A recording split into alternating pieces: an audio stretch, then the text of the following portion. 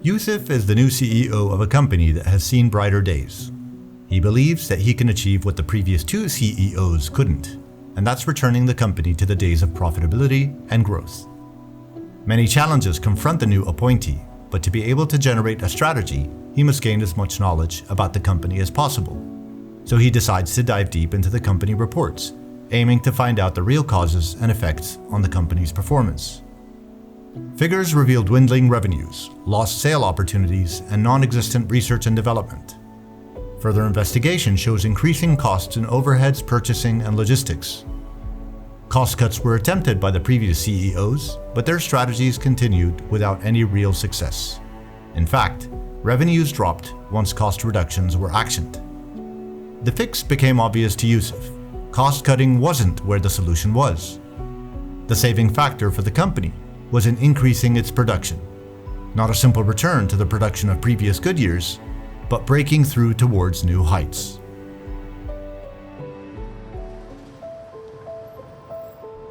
Your life can be perceived in the same manner as Yusuf's new company. You go through ups and downs in the same way that companies struggle with their performance. You do, you make, you give.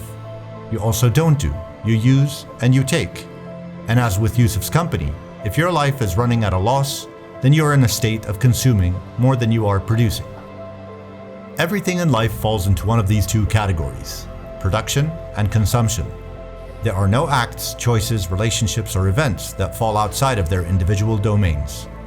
And at the end of doing the math, when you aggregate the various ways you live your life, you'll find out whether you are in a state of profit or loss. In life, production and consumption are not limited to material things. They involve the full spectrum of your existence: physical, mental, emotional, and spiritual. They're also not restricted to your person, but also involve those beyond, including family, friends, colleagues, clients, society, and so on. Production, of course, is the work you put in both professionally and personally, such as the products you make, the content you create, services you provide. And it is also the wisdom, time, and effort you give your children, so that they in turn become producers and consumers with the best balance for their unique selves. Production includes the affections you selflessly give to those important around you. Even education and self-improvement are both production, as they provide you with a new ability to produce more effectively and to become a better version of yourself.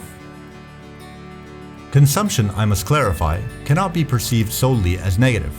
It is necessary for the equilibrium of life, and we cannot be expected to independently provide every element of our existence. We need things like homes, transport, food, etc. We want love and affection. We want to laugh and cry and find pleasure in the movies or songs that give us those sensations. But there are distinctions between elements of consumption. At one end, there is consumption that is vital for our existence, and at the other, there is consumption that has fleeting reward, no residual value, and characterized by a long-lasting numbing effect. The first part of the solution is to ask yourself where you want to be. Do you want to be on the right side of production? Or are you content as a consumer? Typically, people who produce find that their time has value, and that week after week, they feel fulfilled in that they did something with the time they had. Consumers lose the concept of time. One week looks and feels like the next. Life is a flat line that moves on without excitement, challenge, or real reward. One day they're 25, and the next they're 52. So I ask you again, which side do you want to be on? So, you are a producer. Great! So here is the key. Always produce more. Simply produce more.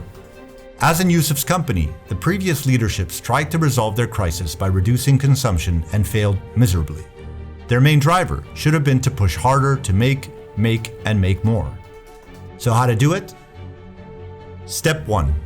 Assess your current production, and use that as a datum point to action an increase in your production on any and every level, be it at work, your home, or your own self-development. Some areas of production will be easier to attain, while others will demand more planning and effort. Step 2. Review your current consumption and remove the elements that provide zero value in your daily life. That includes bad habits, excess pleasure, dangerous numbing, and even unhealthy relationships. Be ruthless and stop hoarding your consumption. Step 3.